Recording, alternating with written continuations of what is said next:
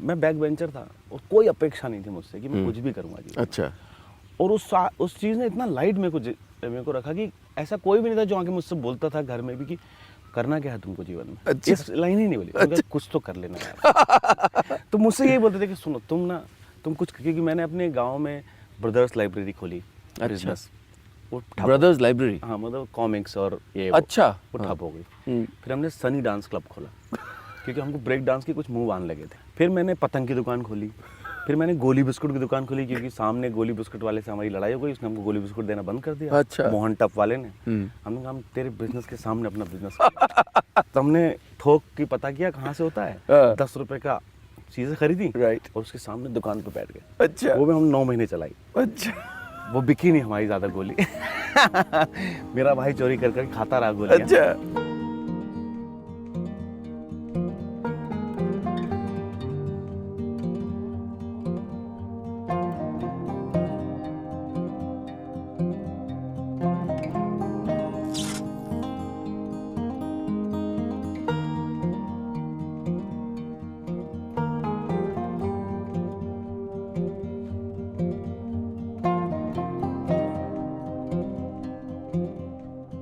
मैं सोच रहा था कि मैं आपको सरप्राइज करूंगा और अपनी कश्मीरी शो ऑफ करूंगा। अच्छा, आपको आती है?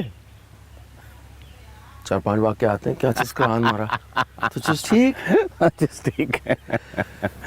मैं चुना कशर तगान, ये मेरे को एक लाइन आती है जिसका मतलब मुझे कश्मीरी नहीं आती। जो भी कश्मीरी मुझसे मिलता है मैं उसको तुरंत कह देता हूँ। मेरे को एक आपको ट्रिक बताता हूँ। एक लाइन है जो मास्टर स्ट्रोक है। आप कमरे में बैठे हो, कश्मीरी लोग बातें कर रहे हो, जब आप निकले वहाँ से तो पलट के बोलें बहुत संजीदगी से, मुझसे सोरी तरह आन फिक्री, मैं सब समझ गया।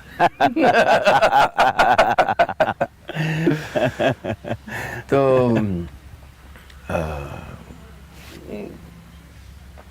मध्य प्रदेश में आप बड़े हुए, पला बड़ा हूँ, लेकिन जड़ें कश्मीर की हैं। जड़ें नहीं, मतलब मैं पैदाइश बारामूला है, ख्वाजाबाग एक, वहाँ भी एक कश्मीर में भी, श्रीनगर नहीं, बारामूला पे एक छोटा सा एक गांव था जहाँ मेरे पिताजी पोस्टेड थे डिपार्टमेंट। बारामूला गया हूँ मैं। हाँ। सेंट जोसेफ कॉन्वेंट है वहाँ पर, जहाँ पर कबायली जब आए थे तो 3 दिन रुके थे। हाँ। और उसके कारण चूँकि उन्होंने वहाँ पे बहुत तहस नहस किया था और सेंट जोसेफ कॉन्वेंट को अपना बेस बना लिया था। एक इटालियन नर्स होती थी वहाँ पे, तो उनके पास नन, उनसे मैं मिला था और वो इट्स सो फैसिनेटिंग। वो उस वक्त उन्होंने विटनेस किया था वो सब, और उनके सामने एक और जो नन थी, उनका सोने का दांत निकाल लिया था खींच के कबायलियों ने, लाइन में खड़ा करके। आपके शहर की कहानी बता रहा हूँ। हाँ। और उसके बाद ये जो नन थी, ये मेरे से बात कर रही थी और वो अचानक वो बोली, he comes to my window every day. तो मैं नोट्स ले रहा था, I run and hide in the church. तो मैं समझ नहीं पाया कि क्या बोल रही हैं। तो बगल में जो नन थी वो बोले कि एक कबायली जो था उसकी मेमोरी आज भी उनके साथ जी रही है। सो इट्स अ वेरी, मतलब हिस्ट्री से रिच है बारामूला बहुत है कि हम लोग जब छोटे थे तो हमें जो बहुत ही ज़्यादा खूबसूरत जगह है, हम सेब के बाग से सेब चुराने से लेके वो सारी बातें हमको अभी भी हैं। लेकिन हमको ये भी याद है कि रात में वो हो जाता था कि लाइट ऑफ का ऑर्डर हो जाता था। ये कब की बात हम कर रहे हैं? ये शायद मेरे ख्याल से 80s के अराउंड। Right, okay. मतलब उसी मतलब मिलिटेंसी के बाद? मिलिटेंसी के पहले की बात है, थोड़ा पहले। मिलिटेंसी जब एकदम शुरू, उसके पहले, क्योंकि तब हम बारामूला में थे जब हम पैदाइश। जन्म आपका वहीं हुआ ख्वाजाबाग में। अच्छा। और तो मुझे लग रहा है, आप पूछिएगा अपने घर में, आप शायद हो सकता है सेंट जोसेफ हॉस्पिटल में ही आपकी पैदाइश हुई। ये मेरे को पता है कि ख्वाजाबाग में जो सेंट जोसेफ है, हाँ, वहाँ पे मैं पढ़ा हूँ। अच्छा। और उसी हॉस्पिटल में पैदाइश है। अभी मेरी माँ ने सेंट जोसेफ का एक वो मेरे पिताजी तो हर चीज़ संभाल की जी, तो वो पीले पड़ गए सारे कागज में। एक कागज मेरी पैदाइश का भी मिला। वाह। जो सेंट जोसेफ हॉस्पिटल का, तो मेरी माँ ने अभी कुछ दिन पहले मेरे को भेजा। अच्छा। तो उन्होंने बोला ये तुम्हारी पैदाइश का कागज है। तो वो सेंट जोसेफ का ही है।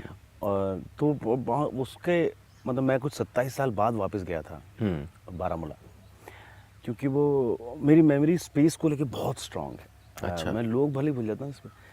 तो मैं जब गया बस इतना ही अंतर था कि जब मैं उस कॉलोनी में वापस गया, ख्वाजाबाग की कॉलोनी में, डिपर ड्राइव डिपार्टमेंट की कॉलोनी थी, तो वैसे फिल्म वाला सीन होता है ना कि 2005 में भूकंप आया था, उसके कारण वो पूरी कॉलोनी ढह गई थी। उसके कारण लोग छोड़ के चले गए, लेकिन कॉलोनी वैसी की वैसी है। तो मैं जब गया तो वो आधी टूटी कॉलोनी, क्योंकि गवर्नमेंट कॉलोनी थी तो वहाँ कुछ कंस्ट्रक्शन भी नहीं हो सकता, वैसी की वैसी थी। मैं दरवाज़ा ऐसा तोड़ के अपने घर में घुसा, वो जगह भी देखी जहाँ टॉफ़ी छुपाता था, वो आपको अपना कमरा दिखा जहाँ से आपने पहली बार कश्मीर का आसमान जो अभी भी मेरे सपने में आता है वहाँ से देखा था। मुझे मतलब मैं तो रोक नहीं पाया अपने आप को, मतलब बहुत ज़्यादा। और फिर आपको पता लगा कि उतने जो छोटे में आपके जो दिन बीते थे वो कितने महत्वपूर्ण थे। और तो इसलिए जब लोग मुझसे कश्मीर की बात करते हैं तो मैं बिदक जाता हूँ, क्योंकि मेरे को लगता है ये किस जगह की बात कर रहे हैं। ये वो जगह तो है नहीं, क्योंकि मेरे मेमोरी में जो जगह है या मेरे जहन में जो आती है, वो जो यादें वो बहुत ही मतलब आप सोचिए 27 साल बाद में कश्मीर गया, और जब मैं श्रीनगर एयरपोर्ट पे उतरा था और मेरी एक दोस्त मेरे साथ थी, मैंने ऐसा स्मेल किया, मैंने कहा ये मेरा कश्मीर है। मतलब इतनी ज़्यादा उसकी स्मेल पहचानता था। तो वो बहुत ही ज़्यादा मैं आपके उसमें ब्लड में। और फिर होशंगाबाद आना हुआ, क्योंकि फिर हम यहाँ शिफ्ट हो गए, क्योंकि मेरी माँ होशंगाबाद की है। अच्छा। कि हम कुछ समय के लिए आए थे, लेकिन कुछ समय चलता ही गया। राइट। तो, और फिर स्कूलिंग बदल गई, फिर हम एक अलग ही एकदम 89 से पहले ही आ गए? मतलब मैं और मेरी माँ और मेरा भाई 89 के पहले आए थे। तो फादर को अर्ली रिटायरमेंट लेना पड़ा। राइट। और फिर उनका ऑफिस ब्लास्ट से उड़ गया और सब कुछ, तो वो फिर अंत में उनको भी आना पड़ा। अच्छा। तो फिर हम सब वहाँ रहने लगे गांव में, एक कमरे के मकान में, मतलब एक ही कमरा था बस, तो उसी में सब रहते थे। क्योंकि होशंगाबाद में? होशंगाबाद में। अच्छा। क्योंकि वो बाकी जो घर था, क्योंकि कोई रहता नहीं था, तो सब किराएदारों ने हड़प लिया था। अच्छा। एक कमरा जैसे तैसे रह गया था। तो फिर हम जो थोड़ा सा मिडिल क्लास थे, उससे अचानक लोअर और मतलब गरीबी रेखा की सीमा से लटक के पूरा जीवन फिर। और उम्र क्या रही होगी आपकी उस समय? 12 साल कुछ ऐसा कुछ। अच्छा। 10 साल 12 साल। लेकिन क्यों क्या होता है ना, बचपन इतना अद्भुत होता है, आप इतनी जल्दी अडैप्ट कर लेते हो, तो आपको लगता है तो पिकनिक लंबी चल रही है। क्योंकि गांव का माहौल ऐसा होता है ना कि पहले जो कश्मीर में पढ़ने पे स्ट्रेस था वो यहाँ कम था। राइट। यहाँ खेल कूद में मतलब लोग घर में घुसा रहे हैं। अच्छा। तो आपको लगता है ये तो बहुत अद्भुत है, हम किसी के भी घर में जा सकते हैं। तो मुझे याद है मेरा पूरा बचपन बीता है कि जिसमें मैंने अपने घर सबसे कम खाना खाया। राइट। तो कोई कुछ बोलता नहीं था और हम किसी के भी घर घुस के खाना खा लेते थे। तो जो लंच टाइम में बस मैं वो किसी के भी घर के किचन में कहीं भी मैं मिलता था। अच्छा। होशंगाबाद मेरा पूरा बचपन इसी में बीता है। ऐसा है। और नदी थी, नदी बहुत सुंदर है। अच्छा। ऐसा तैरते थे उसमें? हम लोग असल में नदी से एक फैसिनेशन वहाँ से बना कि वहाँ तो सबको आता है तैरना। अच्छा। हाँ, उसके साथ ही बड़े होते हैं। और हम लोगों ने थोड़ा लेट सीखा क्योंकि हम कश्मीर के थे जी। लेकिन एक बड़ी अद्भुत बात हुई थी कि मुझे उस समय कचौड़ियाँ और जलेबियाँ बड़ी पसंद आती थी। अच्छा। और नर्मदा में जो बहुत रिलीजियस जगह है वो होशंगाबाद नर्मदा, क्योंकि नर्मदा तवा का संगम है वहाँ, तो वहाँ बहुत लोग आते हैं, तो वहाँ बहुत पैसे फेंकते हैं। अच्छा। और हम कुछ 4-5 दोस्त मिल गए थे और जिनकी सांस लंबी थी, तो हम गोता लगाते थे। अच्छा। खूब पैसे बीनते थे। और उसमें हमारा कचौड़ी समोसा निकल गया। अच्छा। तो मैंने एक्चुअली पूरा बचपन से यही किया, टॉवेल लपेट के नदी जाना, राइट, पैसे बीनना और हम मुंह में पैसे रख रख के निकलते थे बाहर, और ऐसे करके हो जाते थे कुछ 2 रुपए 2.5 रुपए, 10-10, 15-15 पैसे करके। और फिर हमने जो कचौड़ियाँ खाई हैं उस चक्कर में मैं स्विमर हो गया, क्योंकि हमारी सांस लंबी थी। तो एक ने कोच ने देख लिया कि अरे ये तो ठीक है, इसको चलो तैराओ। अच्छा। तो मैंने कहा अरे कहाँ ले आ रहे हैं, मेहनत किसको करनी है। हम तैरे, हम सेकंड आ गए। उनका चलो भोपाल जाना है। तो हमने पहली बार स्विमिंग पूल देखा। स्विमिंग पूल देखे तो जब मतलब एक गांव के आदमी का स्विमिंग पूल दिखा दोगे, बिल्कुल, तो हम बोले ये कलर ऐसा क्यों है। तो हम तो फिर हमारे ऐसे अटकलें लगती रही कि स्विमिंग पूल कहते आसमान जो है ना सीधा चमकता है। तो उसमें हम डिस्कशन थे लंबे। अच्छा, इसका कलर ऐसा कैसे है, पानी इतना नीला कैसे है। तो हमने जब तैरे तो हमको बहुत शर्म आती थी कि एकदम गोरे थे। तो वो जो आप जब वहाँ मरते हो तो आप बहुत ढक के रखते हो कि कश्मीर की कली मुझे बहुत चिढ़ाते थे। अच्छा। तो मैं उससे बड़ा परेशान। कहाँ? होशंगाबाद। अच्छा, अरे कश्मीर की कली, कश्मीर की कली। अच्छा। लोग मानते नहीं थे। हाँ। तो मैं बड़ा परेशान था, तो मैंने हाँ। कहा मैं अपना जो है ऐसा खेल खेलूंगा जिसमें पूरा ढका रहूं, अच्छा। मेरा गोरा कुछ दिखे ना। जब उन्होंने कहा कि चलो, नदी में तो हम चड्डी पहन के कूद जाते थे, हाँ। तो स्विमिंग पूल में कंपटीशन आया, कहा नहीं नहीं कॉस्ट्यूम पहनना पड़ेगा। अच्छा। हमने कॉस्ट्यूम देखी तो बहुत ही छोटी थी, हाँ। नहीं हम नहीं पहनेंगे। तो कोच ने कहा, मैं तैरूंगा ही नहीं, हाँ। आप कर रहे हो कंपटीशन। तो बोल के परमिशन करके बोला कि भैया ये नहीं पहनेगा, इसको तैरवाना है, आपने इसको चड्डी में तैरना। फिर हम कूद गए चड्डी में और तैरे, और हम फर्स्ट आ गए। अच्छा। तो फर्स्ट आके निकले तो सब हंस रहे थे, नहीं वो हंस क्यों रहे हैं, हाँ। हमें समझ में नहीं आया। हम बाहर निकले, मैंने कहा, हम फर्स्ट आए, कुछ सब हंस रहे हैं, सब हंस रहे थे अच्छा। पूरा पूल में। अच्छा।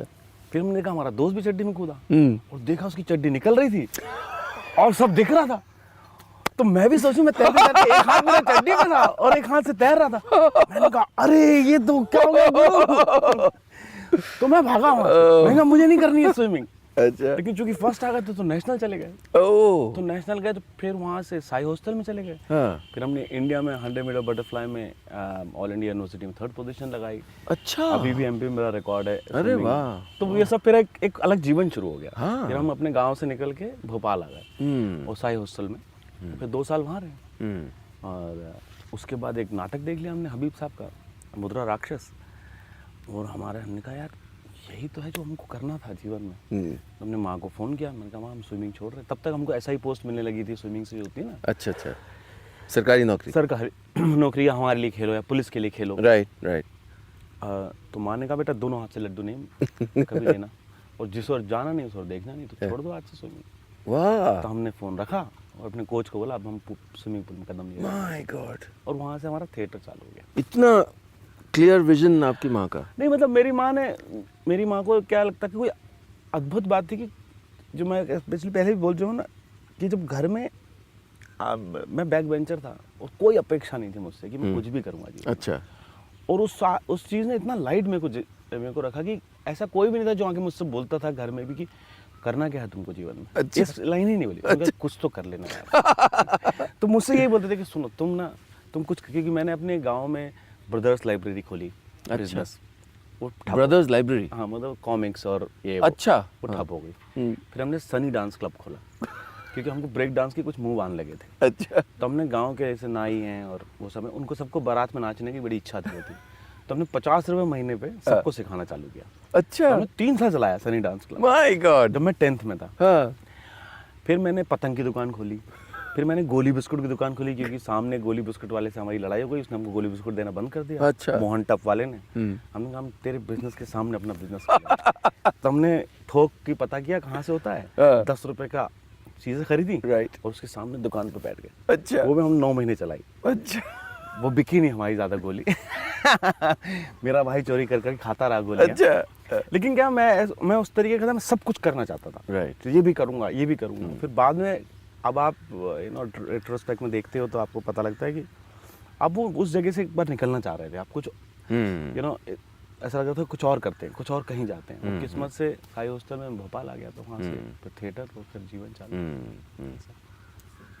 लेकिन अच्छी बात क्या होती है ना कि होशंगाबाद और इस तरीके के जो आप शहरों में जब पलते बढ़ते हो, जीवन, उनकी कहानियाँ, उसका अगल बगल के विचित्र लोग बहुत बहुत ज़्यादा मेस्मराइजिंग लगते हैं आज भी।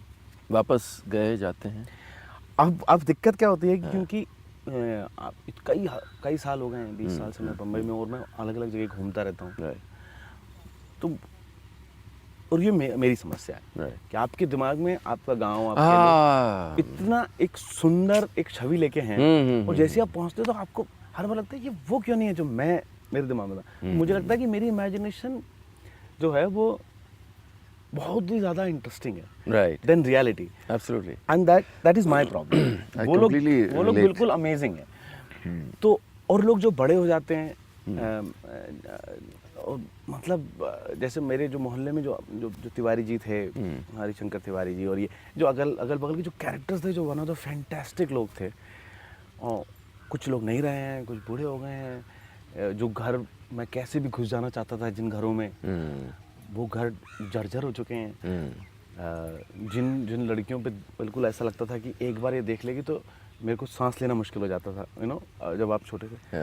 वहाँ उस वो खिड़कियाँ ही ख़त्म हो गई हैं, उसको चुन दिया गया है, तो आपको लगता है कि ये सब वो जो ब्यूटी है वो कहाँ गई? तो मुझे वो बात इसलिए अच्छी लगती है, अब दिमाग में इतना खूबसूरत है मेरे, बिल्कुल। मैं उसको रिटेन कर रखना चाहता हूँ। मुझे याद आ रहा है जब हमने स्लो इंटरव्यू का पहला एपिसोड किया था पंकज त्रिपाठी के साथ, और हम लोग आ रहे थे और मैं बिल्कुल यही बात कर रहा था उनसे कि एक यादों का द्वीप होता है और वो हम साथ में लेके चलते हैं। तो अक्सर जो गांव है या जो जड़ें हैं, वो जगहें हैं, उनका ख्याल असल में उन जगहों से ज़्यादा खूबसूरत होता है। बिल्कुल। सेम छोटे शहरों के साथ होता है, क्योंकि छोटा शहर बदल रहा है। इनमें सेम ना, मेरे को ऐसा अजीब लगता है, लेकिन मतलब ये ऑफ कोर्स हमारी थोड़ी मेरी हिपोक्रेसी है, बट मुझे माँ के साथ भी लगता है। मुझे ऐसा लगता है कि जिस मेरी कहानियों में माँ बहुत है, हर जगह माँ बहुत है, और मेरी माँ के साथ संवाद बड़े अद्भुत होते हैं। लेकिन जब ठीक मैं माँ के सामने आता हूँ, हाँ, तो मैं चाहता हूँ मैं वो संवाद रखूँ, हाँ, पर मैं नहीं रख पाता हूँ। और वो हमेशा और जबकि अब अभी भी इस वक्त भी माँ शब्द में बहुत वात्सल्य है, बिल्कुल। बट मैं जब उनके सामने रहता हूँ तो मुझे हमेशा लगता है ये जो दूरी है, हाँ, और इस यही दूरी का मेरा संघर्ष लिखे में भी है, कि जो दूरी है, कि जब मैं जो सच जी रहा हूँ और मैं जिसको लिखने लगता हूँ, तो जैसे मुझे अभी भी याद है कि एक बार एक बड़ा अद्भुत संबंध था मेरा, एक चल रहा था संबंध, और वो संबंध कई साल चला, और वो संबंध अपने उस क्षण पे था जब वो ब्रेकअप हो रहा था। राइट। और मैं जब उसको देख रहा था, जब वो लाइनें शुरू हुई कि मुझे लगता है कि अब हमें एक दूसरे को कुछ अलग टाइम देना चाहिए, आई थिंक, मुझे वो इतनी सुंदर लाइनें थी और मुझे लग रहा है ये मैं लिख रहा हूँ। तो मैंने क्या किया कि मैं रोक सकता था उसको, मैं नहीं जाने दे सकता था। मुझे पता था ये अगर चली जाएंगे तो मैं बहुत दुखी होऊंगा, लेकिन चूंकि उसका ड्रामा इतना सुंदर था, मुझे लगा कहानी अद्भुत हो रही है। तो मैंने उस कहानी में वाक्य डालने चालू किए कि जिससे कहानी और एक्साइटिंग हो जाए, और वो संबंध खत्म हो गया। लेकिन वो अब वो जो जिस बात से मैंने बहुत जगह लिखा भी है और मैं खुद भी जूझता हूँ कि वो कौन सा क्षण है जब मैं जी रहा हूँ, और वो कौन सा क्षण है जब मैं लिखने लगता हूँ। देख पाते हैं अपने आप को ईमानदारी से? मेरे पास और कोई दूसरा आंख नहीं है, मतलब क्योंकि मैंने जैसे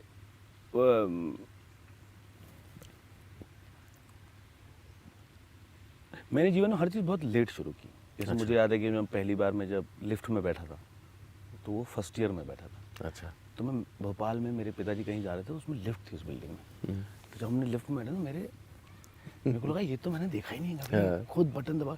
तो वो लोग बैठे रहे, जब तक वो बैठे रहे, जब तक मैं 21-25 बार ऊपर नीचे कर रहा था, क्योंकि वो लिफ्ट हमने फिल्मों में देखी थी, कहीं ये हमको मिलती नहीं है। जब मैंने पहली बार फ़ोन किया किसी को, फ़ोन उठाया, वो भी मैं सेकंड ईयर में था, जब हमारे घर फ़ोन लगा था। तो मैंने एसटीडीपीसीओ से वो धुन सुनी और लगा कि अरे कोई, अरे अरे अरे अरे ये तो आवाज़ आती है और हम ऐसे बात कर सकते हैं। तो वो जो आश्चर्य है बहुत लेट हुए सब। ऐसे मैंने पढ़ना भी लेट शुरू किया, फिल्में देखना, खासकर बाहर का सिनेमा, बहुत लेट शुरू हुआ। और मुझे वो बात अभी अच्छी भी लगती है कि लेट शुरू हुआ, तो कम से कम वो उसकी ज़रूरत थी और वो आया। तो वो आपकी इच्छा थी और वो आया। ऐसा नहीं था कि किसी ने बोला कि सुनो ये देखना है तुम्हें। तो वो तो हम बैक बेंचर थे, बैक बेंचरों का ये असूल है कि वो जो है, अगर आप उनसे कह दो तो वो कुछ करेंगे नहीं। राइट। तो वो ये तो हर चीज़ बहुत लेट आई। लेकिन वो एक बात समझ बहुत जल्दी आई कि मुझे लगा कि मैं जो चीज़, मुझे जिस चीज़ में मज़ा नहीं आता, मैं वो कर ही नहीं पाता हूँ। अच्छा। और वो तो जैसे मैं जब बम्बई आया था, मैं एक्टर बनने आया था। मैंने दुबे जी के साथ बहुत थिएटर भी किया, मैंने गजेंद्र मोहम्मद मिश्र में फिल्म भी की थी, कई टीवी मिलने लगा था। लेकिन वहाँ करते ही मुझे लगा ये तो बहुत ही बेहुदा चीज़ है, लोगों को लिखना नहीं आता नाटक। मैं जो नाटक में हिस्सा ले रहा था, मैं वहाँ खड़े होकर डायलॉग बोल रहा था और मुझे लगा मैं ऑडियंस में तो चला जाता उठ के, इतना ख़राब नाटक था। जबकि मैं मेन रोल कर रहा हूँ। तो मैं कई नाटकों में मेन रोल कर रहा था, ख़राब डायरेक्शन, ख़राब राइटिंग।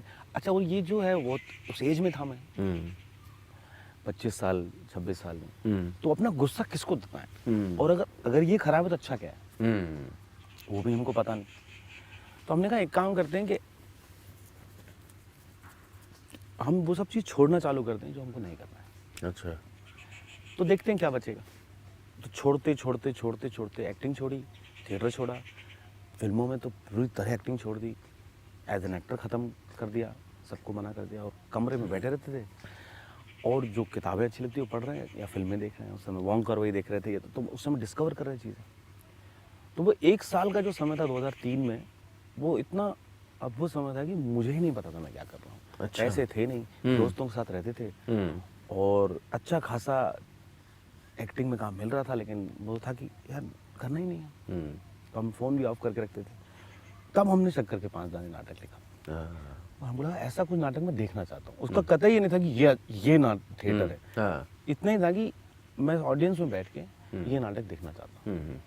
और कुमुद को हमने बोला, कुमुद और हमने मिलके वो नाटक किया और वो एक नई सुर का नाटक था और लोगों को अच्छा लगा। उसके बारे में बताइए।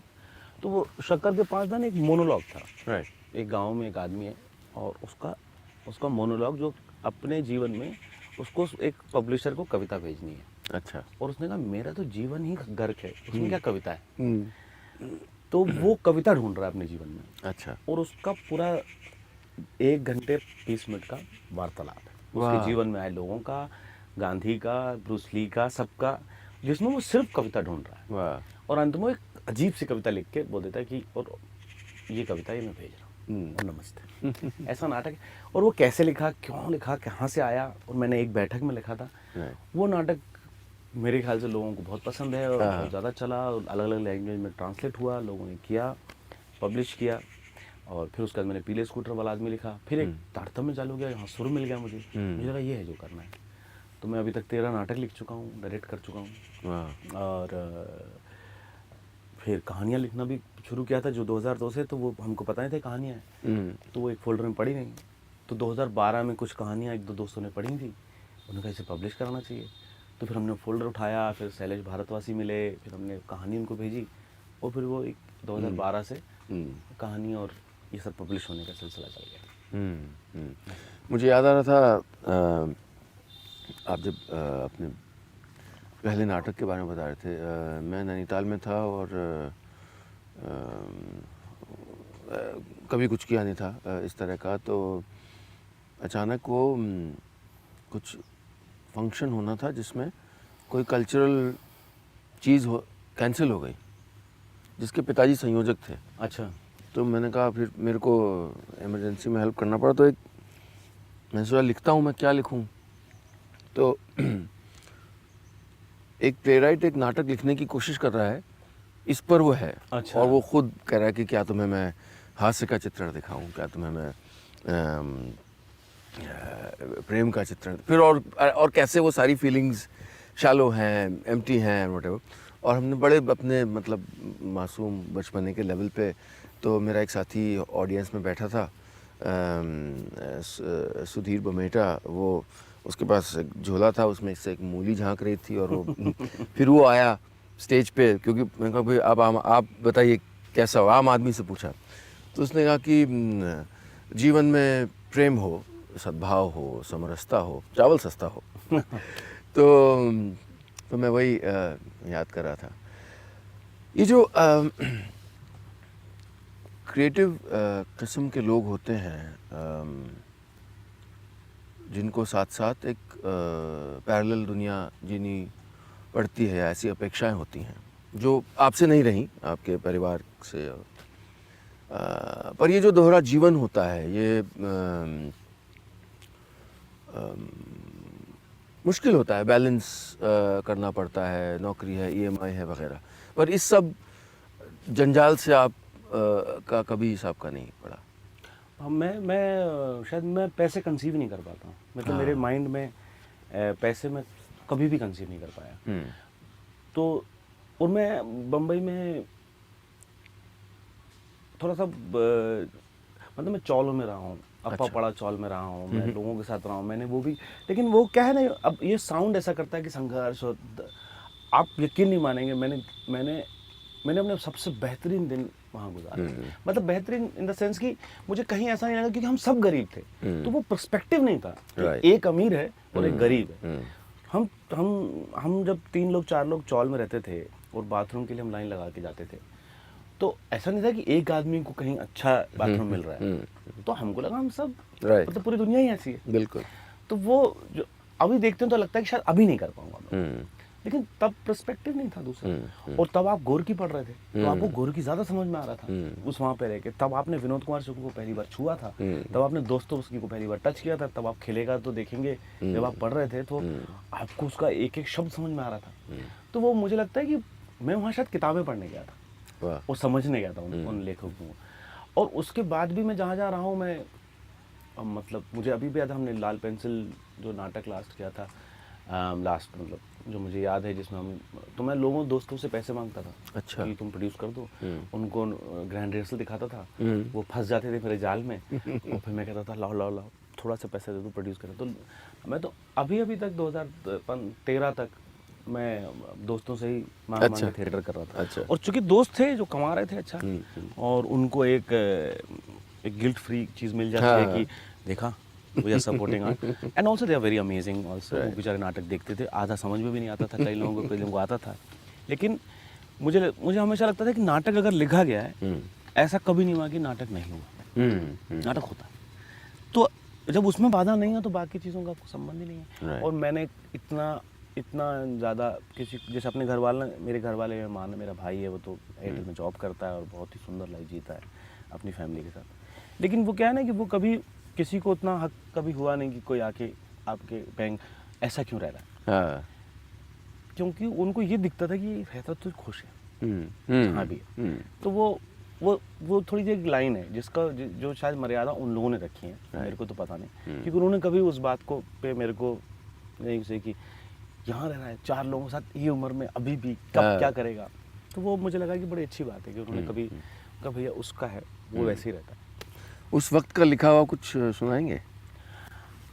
उस वक्त का लिखा तो मुझे पता नहीं, लेकिन ये वो कहानियों के कलेक्शन में से मेरे को लगता है कि ये ज़्यादा ठीक है। ठीक जरूर, क्योंकि उसमें हर लड़ाई के पहले देर तक सोचता हूँ कि स्टेक पर क्या है।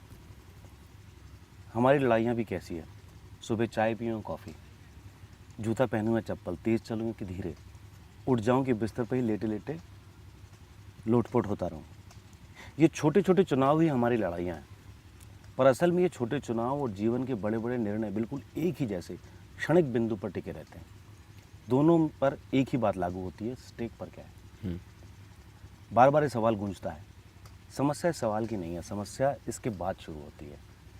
किसी के चुनते ही जो नहीं चुना वो दिमाग में रह जाता है, और जो चुन लिया वो हमारे थके हुए जीवन का हिस्सा बन जाता है। ठीक इस वक्त मैं चाय पी रहा हूँ जबकि कॉफ़ी दिमाग में है। The naive and the sentimental novelist नाम की किताब बालकनी में ले आया हूँ जबकि काफका ऑन द शोर बिस्तर पर पड़ी है। हाथ में पामुक है और दिमाग में मुराकामी है ना दुविधा। मैं चाय पीना बंद किया, कॉफ़ी बनाई और उसे बालकनी में लेकर आ गया, साथ में मुराकामी को भी। अब जीवन में बड़े बड़े निर्णयों के साथ ऐसा नहीं कर सकते। आप पामुक और मुराकामी, चाय और कॉफ़ी दोनों मेरे साथ हैं, सामने हैं। जब मैंने अपने सारे ऑप्शन को अपने सामने पाया तब चीज़ें कुछ ज़्यादा कॉम्प्लेक्स हो गई।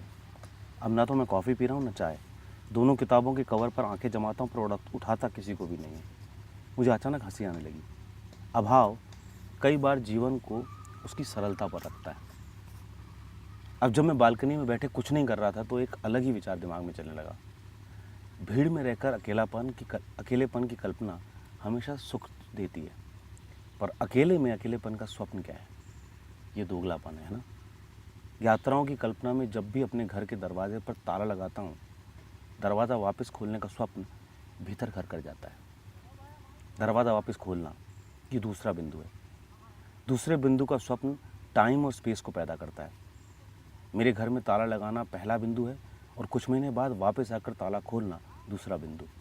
इन दो बिंदुओं के बीच मेरी पूरी यात्रा फिक्शन है। सारा कुछ एक कहानी में तब्दील हो जाता है जिसकी शुरुआत मेरे घर में ताला लगाना और अंत अपने घर का ताला खोलना है। अब यात्रा पर कौन निकला है? मैं नहीं। मैं तो ताला लगाते ही जो वापस आकर ताला खोलेगा के सपने में चला गया हूँ। अब ताला लगाऊं या नहीं, फिर सोचने लगता हूँ कि स्टेक पर क्या है। ये इतना कुछ कैसे चलता है दिमाग में? बचपना है शायद बहुत। असल मैं बहुत खाली रहा हूँ और मेरे पास बहुत खाली वक्त रहा है। लेकिन खाली वक्त में मुझे बहुत बेहतरीन लेखक मिले जिनको मैंने बहुत पसंद किया और वो मेरे बड़े साथी रहे। और उनको डिस्कवर ऐसे समय किया जब ऐसा लगता था कि ये लिखा ही मेरे लिए है। जैसे मैंने जब मैंने पहली बार आउटसाइडर पढ़ी थी कामू, हाँ यकीन मानिए मैं पूरा हिल गया था। और जब मैं पेरिस में था, जब मैं यात्रा प्रधान था, तो जो मेरे 15 मिनट की दूरी पे जहाँ मैं रह रहा था पेरिस में, एक छोटी सी एयरबीएनबी में, उसके कुछ 5 मिनट की दूरी पे पीछे कामू ने आउटसाइडर लिखा था और मेरे जो है उसका ठिकाना नहीं रहा।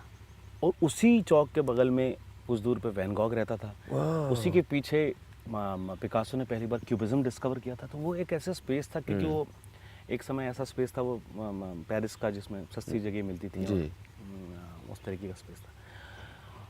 मतलब मुझे अभी भी याद है कि ये वैसा ही था जैसे मैं बारामूला में अपने घर पे गया था और मेरी आंखें भर आई थी। मैं आउटसाइडर के जब मैं उस गलियों में घूम रहा था और मुझे लगा कामू भी यहीं से निकल रहा होगा, और वो कितना मैं हूँ, कितना हम लोग हैं। तो मुझे ये बार बार चीज़ें जो मैं अपने लिखे में भी और सब में भी करता रहता हूँ कि हम अगर कोई मुझसे बोलता है कि क्या आप भारतीय हो, क्या आप इंडियन हो, मुझे नहीं लगता मैं इंडियन हूँ। वहाँ पेरिस में कामू इतना, जैसे मैं जब प्राग गया था निर्मल वर्मा काफका के कारण, प्राग इतना मेरे शरीर का हिस्सा है। और मैंने check literature because of Nirmal Verma और बिकॉज ऑफ इतना पढ़ा है। जब मैं प्राग गया तो मुझे लगा मैं यहीं पैदा हुआ और यही मेरी जगह है। मैं उसकी गली गली चप्पा चप्पा जानता था और मैं उसको सिर्फ काफका को ढूंढ रहा था या निर्मल वर्मा की जगहों में ढूंढ रहा था। मैं निर्मल वर्मा लेके गया था, उनको पढ़ते पढ़ते मैं प्राग घूम रहा था। लेकिन आपको जो मुझे लगता है तो मुझे यकीन नहीं होता कि आप उसमें यकीन से कुछ भी नहीं कह सकता कि मैं हूँ कहाँ का। कोई बोलता कश्मीर से हो, तो मुझे पूरा यकीन नहीं है। लेकिन हम अब अगर आपको अच्छा लगता है तो मैं वहाँ से हूँ। और ये होशंगाबाद में पूरा यकीन नहीं है या इंडियन पूरा यकीन नहीं है। क्योंकि अगर आपने बात किया आप ईमानदार हैं, मैं बहुत ईमानदारी से कह रहा हूँ। मैं जहाँ जाता हूँ आपको लगता है मैं काफ़ी समय से यहीं रह रहा हूँ और शायद मैं बिलोंग करता हूँ यहाँ। And it is because of literature, it is because of writing का पावर जो है। इतना ज़्यादा काल्पनिक दुनिया में रहा हूँ, हिस्सा रहा हूँ, लिखता भी हूँ और पढ़ता भी हूँ। वही तो आप यकीन से कुछ नहीं कह सकते आप। चलिए आपको स्कूल दिखाते हैं अपना, आइए।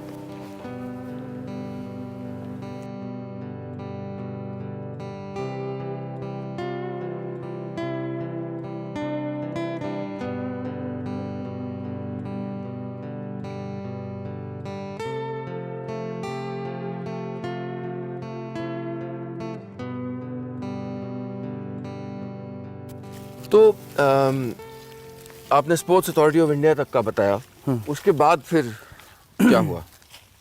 उसके बाद वो हमने नाटक देखा और उसके हमको लगा हमको थिएटर करना चाहिए। तो हमने वहाँ पे एक मुआवजे नाम का पहला नाटक, हमको छोटा रोल मिला करने को।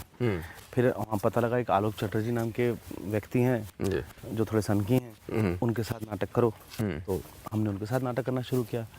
कुछ साल वहाँ किया नाटक, लेकिन और मैं एक MP एसोसिएट में कुछ वो फ्लॉपियाँ बेचता था। उस समय 486 पेंटियम आया था। उस समय का बड़ा हाईटेक था। तो वो मैं पेंटियम और सब बेचा करता था। अच्छा। दिन भर और शाम को नाटक करता था। लेकिन चूंकि मैं सिर्फ नाटक करने के लिए भोपाल में था और बत्ती वाले स्टोव पे दाल बनाना सीख रहा था, मुझे लगा यार ये इससे बुरा जीवन और क्या होगा। मतलब इतना, मतलब जैसे कैसे आपकी जीवन चल रहा है, आप 500 रुपये का किराया दे के थोड़ा दाल खा के आप थिएटर कर रहे हैं। मैंने कहा बम्बई भी देख लेते हैं क्या होगा। तो हम बम्बई चले गए पंजाब मिल से। भोपाल से? भोपाल से। अच्छा। अब दिक्कत थी कि मैं शायद उस समय था 22 साल का और इतना ज़्यादा नाइव था, एक सही शब्द है, कि जब वहाँ पहुँचे तो वहाँ ये भी समझ नहीं थी कि बम्बई स्टेशन नहीं आएगा, वो VT आएगा। और हम उस ट्रेन में बैठे रहे कि अब बम्बई आएगा तब उतरेंगे, क्योंकि हमने सुना लूट लेते हैं बम्बई में। तो वहाँ इतना नाइव चर्नी रोड पे पड़े रहे। फिर किसी ने एक दोस्त से दोस्त मिला तो फिर उसके साथ रहना चालू किया। नहीं तो ये जो बम्बई जाना, जो एक बहुत बड़ा अध्याय और एक मानसिक तौर पे भी एक बहुत बड़ा पड़ाव आप है। एक तो ये हिम्मत कैसे आती है, और दूसरा वहाँ पहुँचने के बाद फिर अगला कदम क्या था, या आप उस वीटी स्टेशन से फिर क्या किया? आप स्टेशन से निकले और क्या हुआ? हमने एक टैक्सी वाले को बोला है कि चलिए। अच्छा, टैक्सी वाले ने बोला किधर जाना है, हम बताते ये कहानी है या असल में हुआ है? असल में आपकी कसम। कहीं आप कहानी भी नहीं आपने बता दिया नहीं, ना नहीं, पहले नहीं, रात मुझे। हाँ मैं चलिए। हाँ। तो चले। हाँ। और थोड़ी देर बाद हमने बोला सुनो गुरु, हमारे पास पैसे नहीं है, कुछ नहीं है, एक ऐसी जगह ले चलो जहाँ पे बिल्कुल भी कम से कम में हम रह सकें। अच्छा, तो फिर वो चर्नी रोड पे एक जगह ले गया जहाँ 50 रुपए का एक बेड मिलता है, जिसके नीचे आप सामान रख दो और ऊपर सो जाओ, और ऐसे कई लोग आपके साथ सो रहे हैं। तो वहाँ पे मैं कुछ 10-15 दिन रहा। तब पैसे खत्म होने पाए, तब किस्मत से एक हमारा एक दोस्त था मनीष शिर्के, जो बंसी दादा के साथ थिएटर करता था, वो बम्बई में था आर्ट डायरेक्शन में। उसने फोन उठा लिया एक दिन, पीपी नंबर हुआ करते थे। उसने उठा लिया, मैं कहा सुनो गुरु, हमारी हालत ठीक नहीं है, हम चर्नी रोड पे हैं। तो ना कि, और मैं चर्नी रोड वेस्ट भी नहीं गया जहाँ समुद्र था, डर के मारे मैं चर्नी रोड ईस्ट में गोल गोल घूमता रहा। डर क्यों? क्योंकि हम बोला गुम जाएंगे, वापस कैसे आएंगे, क्योंकि तब कुछ भी नहीं था ना। तो खैर फिर उसने हमको बोरीवली बुलाया, तो उसने हमको बताया कैसे आओ बोरीवली। फिर हम गए, तो हमने कहा सुनो अब तो फिर वहाँ के 2-3 दोस्त रह रहे थे एक साथ, वो भी गरीब से, उनका एक और आदमी आ जाएगा तो 500 रुपये एक्स्ट्रा दे देगा। तो हम उनके साथ रह लिए। अच्छा, फिर वहाँ से एक जीवन, फिर एक मिल जाते हैं लोग जो एक ही प्रोफेशन में है, तो वो आपको बोलते हैं चलो इधर चलो, चलो उनसे मिलो जी, उनसे मिलो, ठीक है। पर एक्टिंग करने आए थे? एक्टिंग ये क्लियर था? ये क्लियर। अच्छा, एक्टिंग करने आए थे बम्बई में। जैसे कैसे एक बार टीवी में दिख जाए तो घर वालों को लगे कि नहीं चला गया है। चलो, हाँ। तो वो एक अजीब सा एक पागलपन होता है, 21 साल 22 साल में आपको कुछ पता भी नहीं करना क्या है। राइट। तो ऐसा कुछ चल रहा था बम्बई में। पहली बार कैमरे के सामने कैसे आए और कब? मैं जूनियर आर्टिस्ट बन गया, क्योंकि पैसे खत्म हो गए थे। मैंने कहा जूनियर आर्टिस्ट कर लेते हैं। तो उन्होंने एक चैंपियन फिल्म थी सनी देओल की, अच्छा, उसमें जूनियर आर्टिस्ट का काम किया। बहुत डांट पड़ती है भाई। अच्छा, लेकिन 750 मिले। तो लेकिन उसमें से जो आदमी मुझे ले गया था, उसने कहा आधा मेरा। मैं कहा यार ये गलत है यार। कहता क्यों, हम लेके आए तुमको यहाँ। तो फिर उसको आधे पैसे दिए। अच्छा, फिर उसके बाद में एक गोविंदा की फिल्म में जूनियर आर्टिस्ट बना। ऐसे करके 2-3 जगह बना, कहीं से तो 500-1000 रुपए। तो जूनियर आर्टिस्ट चोरी से बनना पड़ता है, लेकिन चोरी से हमको उसका दिन कैसा होता है, क्या करता है? क्या होता है, जूनियर आर्टिस्ट का दिक्कत होती है कि जैसे हम चैंपियन फिल्म में थे, तो उसने बुलाया और हम ऑफिस का सीन था, पीछे हमको बैठना था पीठ करके, तो आप चुपचाप बैठो। अब दिक्कत क्यों, क्योंकि आप जूनियर आर्टिस्ट हो तो आपको ट्रीट भी वैसे ये लोग पहले, आजकल नहीं है। अच्छा, ये पहले की बात बताओ। आजकल सच में सब लोग रिस्पेक्ट करते हैं और सबका एसोसिएशन बहुत स्ट्रांग है। लेकिन हमको बिठाया, और अब वहां से अगर आप सुबह 9 बजे बैठे हैं वहाँ, तो जब पैकअप होगा गुरु तभी उठने को मिलेगा। तो हम 2 बार उठने की कोशिश की कि हमको बाथरूम आई है। तो वो असिस्टेंट ने दौड़ डांट दिया।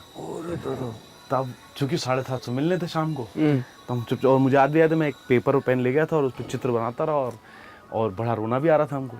लेकिन चूंकि ऐसा कुछ नहीं था कि उनकी गलती थी, या वो गलती मेरी थी कि आपको पैसों की जरूरत है और आप आना चाहते हैं।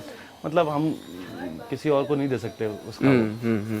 लेकिन वो लेकिन ठीक है, हमने किया, बड़ा मजा आया। आज भी चैंपियन फिल्म आती है, उसमें एक शॉट आ जाता है वो पीछे से, क्योंकि वो उसने कुछ बोला, मैं पलट गया। मैं कहा पलटना नहीं था, चेहरा नहीं दिखाना था। मम्मी पापा नमस्कार। नमस्कार, कैसे हैं? यामिनी मेरी पत्नी। वाह, हम तो मिले हैं। कैसी चल रही है? आते हैं, आगे देखते हैं। नहीं चल रही है। तो ये 1972 में अच्छा शुरू किया था हमने अपन। एक पीछे एक झोपड़ी है उससे। अच्छा, भारतीय ग्रामीण। ये फादर का सपना था बचपन का, क्योंकि उनको 12 किलोमीटर चलना पड़ता था पैदल। तो ये उनकी लाइफ का। हम ऐसे स्कूल में पढ़े हैं।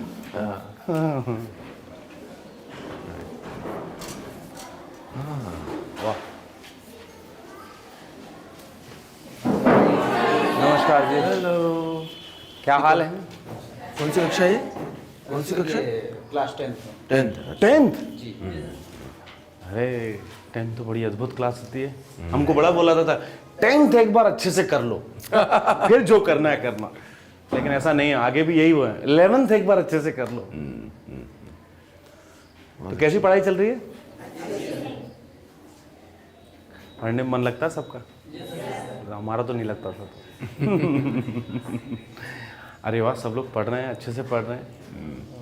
हम लोग कुछ नया ट्राई कर रहे हैं कि आप लोग बैठ दो। क्योंकि शहरों में बहुत सी नॉलेज है जो अक्सर गाँव तक आ नहीं पाती। यहाँ सीखने की इच्छा है, तो हम लोग ने वर्चुअल क्लासरूम शुरू किया है। अरे वाह।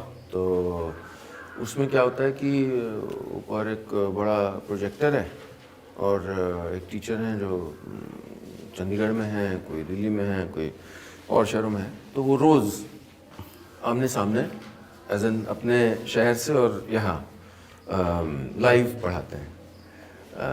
तो अभी जैसे वो इंग्लिश पढ़ाती हैं जो चंडीगढ़ की टीचर हैं, तो वो ये कि कुछ कैसे हम इनोवेट करें, नई चीज़ें करें जो इन तक पहुंच जाए डायरेक्ट। हाँ, और गांव के स्कूलों के लिए भी एक मिसाल बन सके। बिल्कुल सही बात। वो कोशिश चल रही है। वाह, ठीक है, पढ़िए पढ़िए आप लोग। Thank you. अरे बैठो आराम से, ऐसे कोई। एक मैंने अभी एक सुना, एक कहीं मैं ऐसे फॉलो कर रहा था कि जो पढ़ना है इररिलेवेंट है। एक आइडिया है। हाँ। इररिलेवेंट है क्योंकि अब जो जो जो जो पढ़ाई हमारे को स्कूलों में होती कराई थी ना, वो चीज़ों की इंफॉर्मेशन को मेमोराइज कराना सिखाया। एब्सोल्युटली। बट अब इंफॉर्मेशन को मेमोरी पे डालने की जरूरत है नहीं, क्योंकि everything is on your phone, on your this. Right. So अब जो ऑल्टरनेट जो बात है कि आपको क्या पढ़ना है, हाँ। इसके बारे में अब आपको सोचना बहुत जरूरी है कि सुनिए, जो हम जो बचपन में करते थे कि इंफॉर्मेशन को घुसा देते थे जैसे कैसे बच्चे के दिमाग में, मैथमेटिक्स से लेकर सब कुछ, उसकी जरूरत ही नहीं है। हाँ। क्योंकि इंफॉर्मेशन अब दिमाग में रखने की जरूरत है नहीं। तो दिमाग में क्या रखने की जरूरत है ये नहीं पता। तो मेरे ख्याल से वो जो हम लोग को इस बात को एड्रेस नहीं कर रहा है, खासकर स्कूली शिक्षा के लिए, कि असल में हमको क्या पढ़ाना चाहिए और बच्चों को क्या पढ़ना चाहिए। क्योंकि ये जो पढ़ रहे हैं, ये परिपाटी चली आ रही है, इसका कोई रेलेवेंस नहीं है। क्योंकि वो जो आइडिया है कि जैसे कैसे आपको हर चीज याद दिला दी जाए और याद करा दी जाए, उसका कोई, उसकी वैल्यू नहीं है। आप कहते हैं ऐसे ही किसी स्कूल में आप पढ़े? हाँ, मैं बताइए उसके बारे में। क्या है कि मैं विवेकानंद उच्चतर माध्यमिक विद्यालय में पहले पढ़ा था, फिर उसके बाद मैं गवर्नमेंट स्कूल में पढ़ा होशंगाबाद में जो है। तो हमको वो उस गवर्नमेंट स्कूल का मज़ा ही ये था कि पहली बार हमको पता लगा हम क्लास से एक्चुअली खिड़की से कूद के भाग सकते हैं। और ये पता नहीं था कि भाग के करेंगे क्या। क्योंकि नीम के पेड़ के नीचे जहाँ भवानी भाई ने कविता लिखी है सन्नाटा जी, वो हमारे स्कूल के सामने है। तो वो पेड़ है और किला है टूटा हुआ और नीचे नर्मदा बहती है। तो जब हम बैठे रहे खूब समय, तब तक हमको पता नहीं था कि यही सन्नाटा लिखी गई है। तो कुछ चुंबक है, आप पहुंच जाते हैं ऐसी जगहों में, चाहे पेरिस हो या होशंगाबाद है। नहीं, लेकिन आप सोचिए सन्नाटा पढ़ाई जा रही है वाह। और हम वहाँ बैठे हैं। तो हमारे जो हिंदी के टीचर थे, उन्होंने हमको एक दिन इमली खाते पकड़ लिया। तुम यहाँ क्लास से बंक करके इधर आके बैठते हो ठा, और भवानी भाई ने यहीं बैठ के सन्नाटा लिखी है। और हमारे दिमाग में वो स्पेस बदल गई। फिर हमने सन्नाटा वहीं बैठ के पढ़ी और हमको लगा यही तो किला है, वही तो घाट है, यही तो नदी है, इसी की तो बात हो रही है। मैंने कहा बताइए, तो मेरी कविता है। और उसके बाद बड़ी अद्भुत बात हुई कि हम गए बम्बई में एक पार्टी थी, नाटक के बाद दुबे जी के साथ काम करते थे। तो अमरीश पुरी आए थे, हमको लगा, हम बाथरूम गए, बाथरूम की तो अचानक बाहर देखा कि सन्नाटा सुनाई दे रही है। अमरीश पुरी सन्नाटा सुना रहे हैं। तो मैंने बोला ये तो मेरे गांव की कविता है, ये तो मेरी कविता है, इनको कैसे पता। मैं बाहर आया, मैंने कहा ये तो भवानी भाई की है। तो हमने ऐसे हक से बोला कि हमारी कविता है, आपको कैसे पता। तो भवानी भाई, अब वो दुबे जी और भवानी भाई दोस्त थे, तो उन्होंने, हमको डांट पड़ गई। तो हम ऐसे स्टूडेंट थे ना जो नीचे से खड़े होकर ऐसे देखते थे, तो हम ज्यादा बोल नहीं पाए। लेकिन ये बात ये थी, हम कहना चाह रहे थे कि ये तो हमारी कविता है, हमने गांव पिटे थे, हम इसके लिए पिटे थे इस कविता के लिए। लेकिन फिर भवानी भाई से कनेक्शन बन गया हमारा इस चक्कर में, बहुत ही अद्भुत। आप हम का प्रयोग करते हैं? नहीं, अभी चालू हुआ है। अभी हमारी दोस्ती हो गई किसी से जो हम बोलती हैं, तो वो हम के चक्कर में हम ओके। नहीं तो मैं बोलता हूँ। ये अलग दो दुनिया है, मैं बोलता हूँ। अच्छा, लेकिन अब अभी आजकल हम निकल रहा है, क्योंकि हम लोग लखनऊ वाले हम कहते हैं। अच्छा, ये शायद लखनऊ का ज्यादा असर है। मैं आजकल लखनऊ में इतने दोस्तों से मिल रहा हूँ, मैं हम हो रहा हूँ। हाँ, राइट। अच्छी बात है। और इवन छोटे बच्चों से भी मैं तो आप कहता हूँ। हाँ, तो वो तो हमारे सब जगह का हिंदी में आप कहना वो है। अच्छा, तो हम खाना क्या खाएंगे? मैं तो उसके लिए बड़ा उत्साहित हूँ। मैंने धीरे से ऑर्डर तो दिया था, हाँ? लिट्टी चोखा टाइप की चीज, अच्छा, देखते हैं कुछ रोचक कि ही होगा। दाल बाटी ऐसा कुछ, घी। तो ये है स्कूल। बहुत सुंदर है।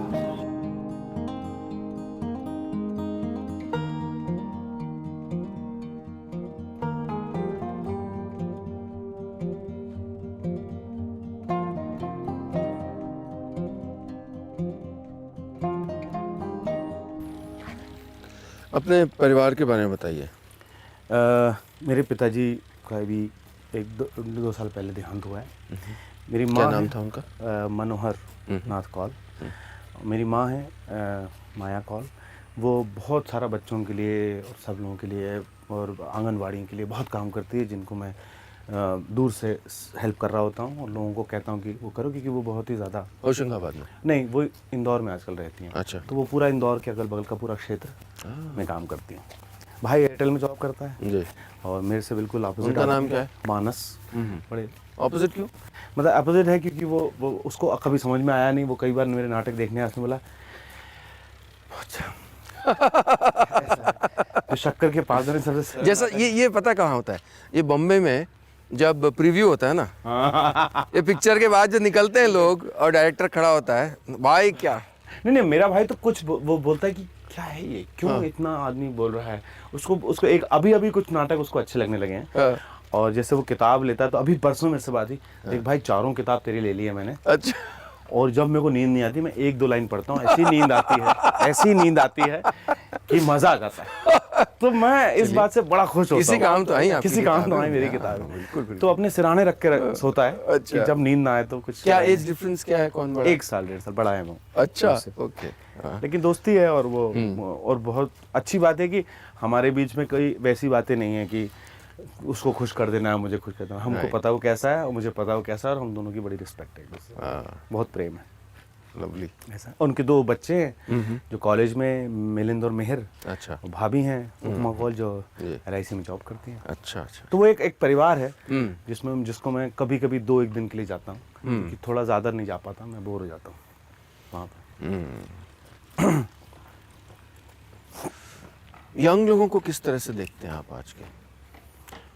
जैसे पहले मुझे लगता था कि यंगस्टर पढ़ते नहीं हैं, और फिर बाद में मैंने इस बात पे सोशल मीडिया पर माफ़ी मांगी थी। अच्छा। क्योंकि मुझे ये आपके अपने वो है ना, पूर्वाग्रह बिल्कुल गलत हैं।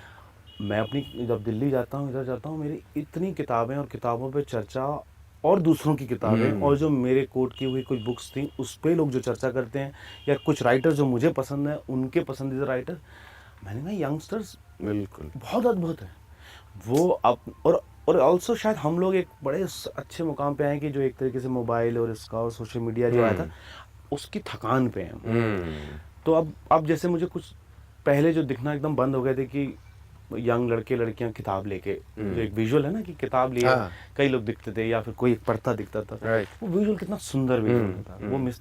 अब वो अचानक दिखने लगा है। अचानक मैं लोगों के पास किताबें देखने लगा हूँ, अचानक लोगों की बातचीत में किताबें, राइटर्स और इंटरेस्टिंग चीज़ें आने लगी हैं। तो मुझे लगता है कि ये मेरे पूर्वाग्रह थे जो बिल्कुल गलत थे, और यंगस्टर्स बहुत इंटरेस्टिंग पढ़ रहे हैं, नया पढ़ रहे हैं, नया लिख रहे हैं, और अब उनके लिए एक पूरा का पूरा वर्ल्ड जो नेटफ्लिक्स, अमेजोन इसमें खुल गया है। आप देखिए किस तरीके की सीरीज और किस तरीके के लिटरेचर है वो। मतलब कुछ जो काम है वो लिटरेचर से बिल्कुल कनेक्टेड है। आप चेरनोबिल देखें, आप बिल्कुल आपको इतना इफेक्ट करता है, वो वही इफेक्ट है जो आपने दोस्तोवस्की को पढ़ते समय हुआ था, और उन पे डिस्कशन हो रहा है। तो मेरे ख्याल से हम सबको अपने जो एंटरटेनमेंट के क्वेश्चन बहुत हाई करने पड़ेंगे, अगर क्योंकि हिंदुस्तान यंग है अभी बहुत। इस जगह का नाम वैसे है हडल। अच्छा, आप ही हैं? धन्यवाद। ये ले लो। अच्छा, ये इस जगह पे हमें कुछ सुनना पड़ेगा। और ओह, ये समोसा देखिए आप, वाह,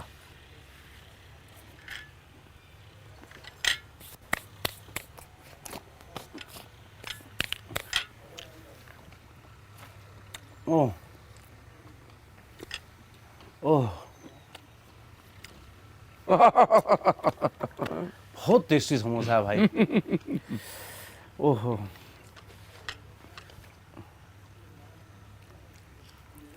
स्लो समोसा।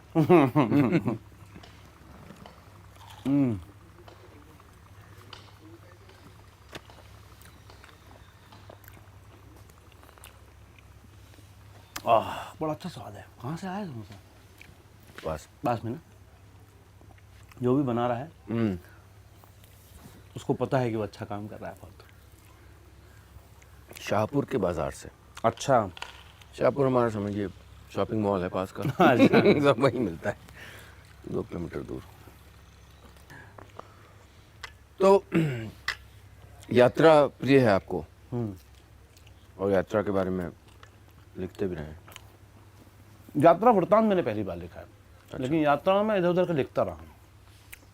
लेकिन मुझे लगता है यात्राओं के बारे में और यात्रा में बने रहे, तो एक यात्रा वृत्तांत इस तरीके की लिखने की इच्छा थी, जो मैं आपको इसे बोल भी रहा था। इन्फॉर्मेशन की बहुत ज़रूरत है नहीं, हर चीज़ है। तो एक ऐसा जो एक व्यक्ति जब अकेला घूम रहा है उसके भीतर क्या होता है, और खासकर मैं कहानियाँ भी लिख रहा था। तो एक तरीके की कहानी लिखने के उसमें, और आप ऐसी स्पेस पे जा रहे हो जहाँ भाषा नहीं है, खाना नहीं है, सब चीज़ बदल गया। और मैं यूरोप के छोटे छोटे गाँव में रहा हूँ। मैं पेरिस बहुत कम रहा, लेकिन मैं शिलाओ, लियोन, मतलब और जितनी छोटी जगह हो सकती है, शैमुनी, छोटे छोटे गाँव में बहुत दिन रहा हूँ। जहाँ मतलब छोटा गाँव, यानी फ्रांस के छोटे गाँव तो ऐसे हैं कि वहाँ तो भाषा, और वहाँ तो अंग्रेजी कोई वैसे पेरिस में नहीं मिलती, तो यहाँ बहुत मुश्किल थी। तो बहुत मज़ा आया, चुप 1.5 महीना। अच्छा, उससे क्या प्रोवोकेशन क्या था जाने का, क्या वो जैसे वहीं क्यों? असल में क्या था, मैं लंदन शूट कर रहा था। ओके। और मुझे यूरोप जाना था। तो मैंने कहा मैं पेरिस और ये वाला हिस्सा मैंने घूमा नहीं है। तो मुझे लगा मैं एक ऐसी जगह घूमना चाहता हूँ जहाँ सच में ही हमारे ऊपर असर किन चीज़ों का होता है ना। जब हमारी से आप छीन लो कुछ चीज़, भाषा छीन लो, खाना छीन लो, विजुअल छीन लो, नए डाल दो, तो अचानक एक केमिकल रिएक्शन है बॉडी का मेरे ख्याल से। तो मैं चाहता था ऐसा कुछ हो, क्योंकि मैं स्पेन में जब मैंने यात्रा की थी ऐसे ही बैकपैक, तब मुझे बड़ा मज़ा आया था, क्योंकि वहाँ भी बहुत सारी चीज़ें बदल जाती हैं। तो फ्रांस की इच्छा थी कि ऐसा कुछ छोटे छोटे गाँव में जाके रहो, घरों में रहो, लोगों से मिलो। बहुत सुंदर रहा, बहुत मज़ा आया। और फिर आपको पता लगता है कि हम सब कितने एक जैसे, भाषा की बहुत ज़रूरत है नहीं, और लोग बहुत अच्छे हैं इस दुनिया में। और यात्री आपको बहुत सारे, जो आप बहुत सारा बोझ लेके घूमते हैं ना, सब झाड़ देते हो आप, कि किसी कोई अंत में कुछ महत्वपूर्ण है नहीं। कुछ सुनाना चाहेंगे यात्रा से तो कुछ? यात्रा की बजाय क्या सुनाया जाए, मेरे ख्याल से यही एक जिसमें एक कुछ मैं भी आपका पढ़ के सुनाना चाहता हूँ। अरे बिल्कुल, आप सुनाइए, ज़्यादा अच्छा है। आपको चुनना पड़ेगा। इतने रोचक नाम कैसे रखते हैं आप अपनी किताबों के? हम पता नहीं। मेरे नाटकों के नाम के बारे में भी ऐसा बोलते हैं लोग, लेकिन वो लिखते लिखते आ जाता है। जैसे आप यकीन नहीं मानेंगे, बहुत दूर कितना दूर होता है। ये पहला वाक्य मैंने लंदन से पेरिस की ट्रेन में पहली बार लैपटॉप खोला था और लगा था यात्रा वृत्तांत लिखना शुरू करता हूँ। ये पहला वाक्य लिखा था। अच्छा। बहुत दूर असल में कितना दूर होता है। मैं बहुत दूर, ऐसे मुझे तो पता नहीं क्या है, यही पढ़ लीजिए, मैं भी सुन लूँ। शीर्षक नहीं होते? ये तो बड़ा रोचक है। हाँ। अचानक लगता है कि कुछ दिन यूं ही सोते हुए बीत गए हैं। आज की तारीख देखने पर अचरज होता है। हिसाब लगाने बैठो तो पुराने दिन धुंध में डूबे हुए लगते हैं। कुछ पकड़ में आता है, कुछ छूटा रहता है हमेशा के लिए।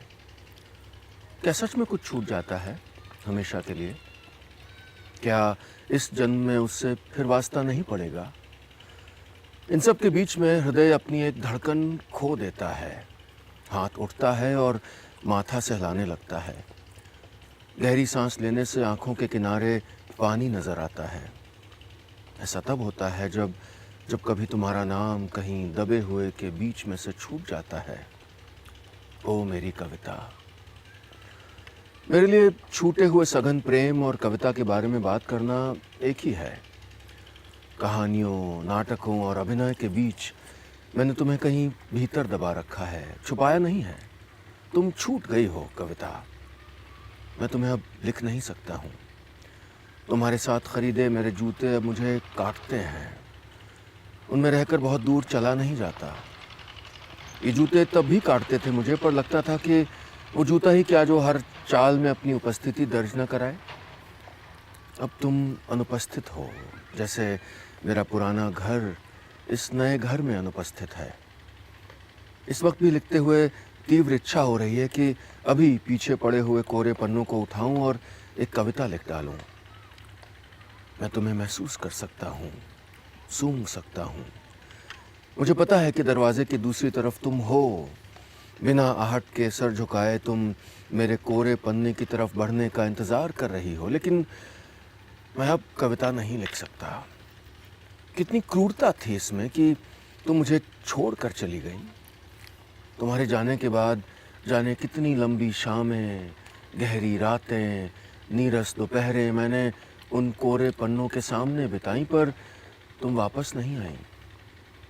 दूसरे जब अपनी कविता सुनाते मुझे लगता कि ये मेरी ही कविता है जो उनके साथ रहने लगी है। जलन, घनघोर जलन। कविता असल में बहुत समय तक टिकती नहीं है। अब आजकल मैं अपनी कहानियों में, अपने अभिनय में, अपने नाटकों में उससे मिल लेता हूँ। हम कुछ देर बैठकर बातें करते हैं, साथ चाय पीते हैं और मैं उसे कुछ देर में चले जाने के लिए कहता हूँ। वो ज़्यादा बुरा नहीं मानती। मुझे भी अब इसका बहुत दुख नहीं होता है। वाह, क्या थॉट है, क्या खूबसूरत थॉट है।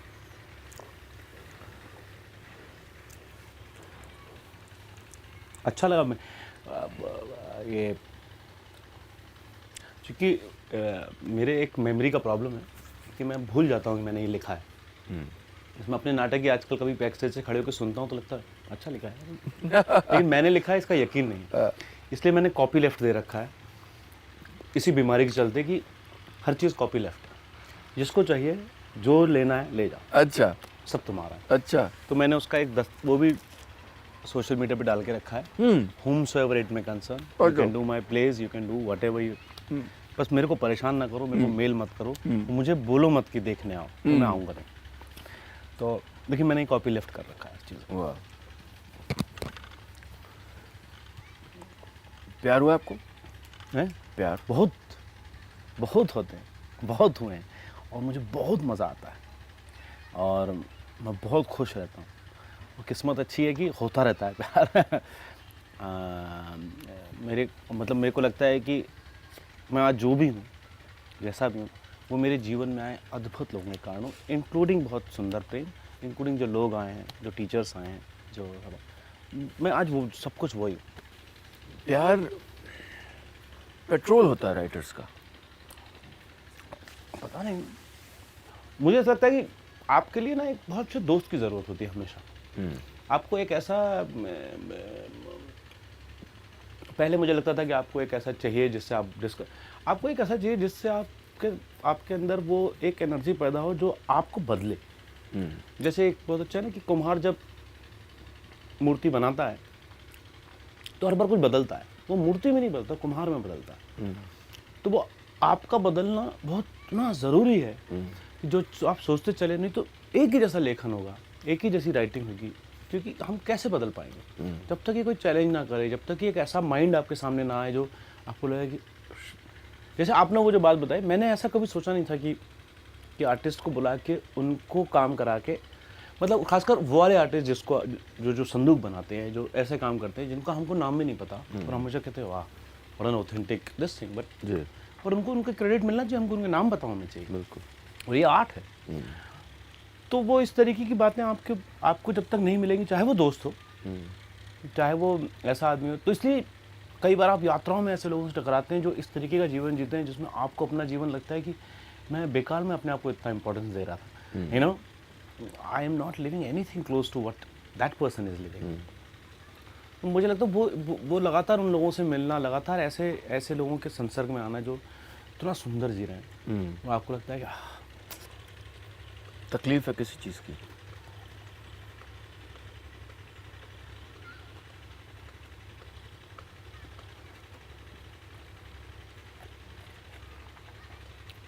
तकलीफ नहीं है किसी, मैं बहुत ढूंढ रहा हूँ कि कहीं तो तकलीफ हो। तकलीफ उतनी है कि मैं शायद कुछ और समय अपने पिताजी के साथ बिता लेता जो मैंने नहीं बिताया। हाँ, मैं बहुत ही कम समय बिताया उनके साथ। आखिरी समय में खासकर जब वो कश्मीर जाना चाहते थे और मैं उनको ले जा सकता था, मैं नहीं ले जा पाया। ये छोटी मोटी तकलीफ है। बाकी मुझे लगता है कि मैंने तो मैं बहुत करता रहता हूँ, बहुत व्यस्त रहता हूँ, मुझे बड़ा मज़ा आ रहा होता है जीवन में। उस तरह की तकलीफ है नहीं, क्योंकि आप इतना लिख भी रहे हैं, आप फिल्में भी बना रहे हैं, आप अभिनय भी कर रहे हैं, और वो सब जो मैंने नहीं सोचा था वो भी कर रहे हैं। तो और इतने अद्भुत लोगों से मिलते रहते हो आप। इसके अलावा मुझे कुछ चाहिए है नहीं। वही है, लिखते लिखते स्याही ख़त्म हो जाए, ऐसे ही मरना चाहता हूँ, जैसे गुलजार साहब ने कहा है।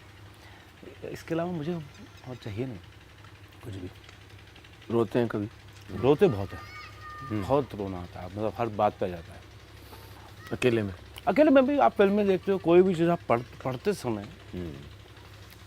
मुझे याद है जब मैं 19 साल का था, मैंने आषाढ़ का एक दिन पहली बार पढ़ा था। आप यकीन नहीं मानेंगे, मैं इतना रोया था। उसका जो थर्ड एक्ट है जिसमें कालिदास वापस आता है, मैं ये क्या संवाद है, ये क्या बातचीत हो रही है, और इतना असर छोड़ा है उन नाटकों ने जो आपने इनिशियल समय पढ़े हैं, देखे नहीं। और थैंक गॉड मैंने देखा नहीं वो नाटक, क्योंकि मैंने उसके जितने शोज उसके बाद देखे, माफ़ी चाहता हूँ, बट वो नहीं था जो मोह भंग हुआ। शायद उन्होंने अच्छा किए होंगे, लेकिन मेरे पढ़ते समय जो इमेज आई थी वो गलत थी।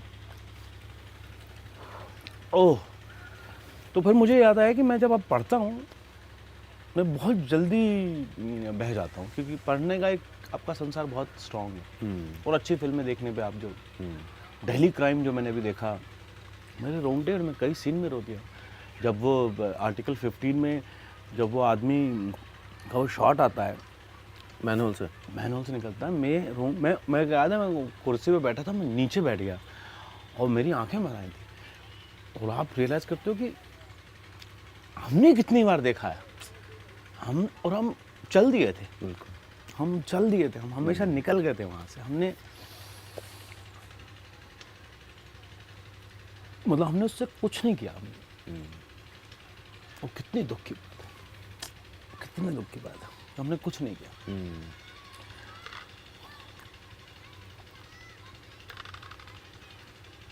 कुछ सुनाइए। तन्हाई पर, रोने पर, रिश्तों पर।